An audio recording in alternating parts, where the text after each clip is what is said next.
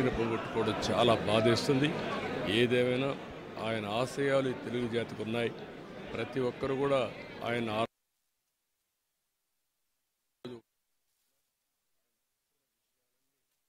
ఎవరిలో ఎప్పుడూ రింగమంటూ ఉంటాయి, వినపడుతూ ఉంటాయి.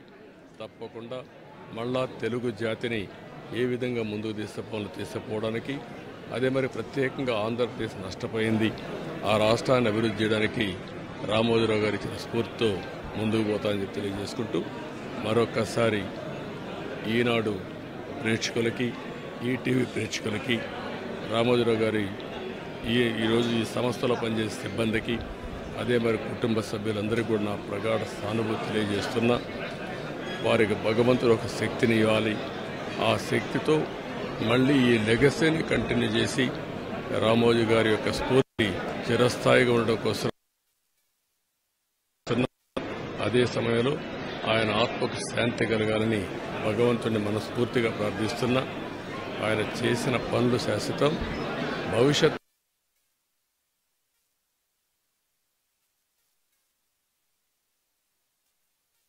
భగవంతుడిని మనస్ఫూర్తిగా ప్రార్థిస్తూ తెలుగువారు ఉన్నాయి.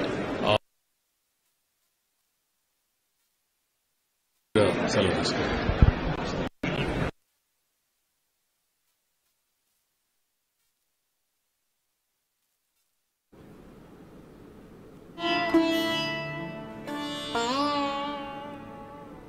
మీడియా మొఘల్ రామోజీ గ్రూప్స్ అధినేత పద్మ విభూషణ్ రామోజీరావు పార్థివ దేహాన్ని అటు టీడీపీ అధినేత చంద్రబాబు నాయుడు దంపతులు సందర్శించి వారి కుటుంబ సభ్యులకు ప్రగాఢ సానుభూతి తెలియజేశారు. అనంతరం ఆయన కృషి మరవలేనిదంటూ కూడా ఆయనకు సంబంధించిన కొన్ని వ్యాఖ్యలను కూడా వివరించారు చంద్రబాబు నాయుడు. అదేవిధంగా మనం బిగ్ టీవీ స్క్రీన్ పైన చూస్తున్నాము.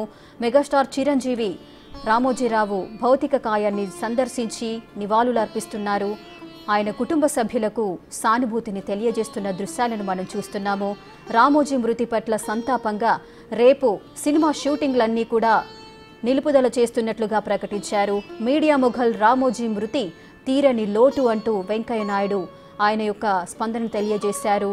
రామోజీరావు సేవలు చిరస్మరణీయమంటూ జర్నలిజంలో విలువలకు ప్రతిరూపమే రామోజీరావు అంటూ కూడా కొనియాడారు మెగాస్టార్ చిరంజీవి.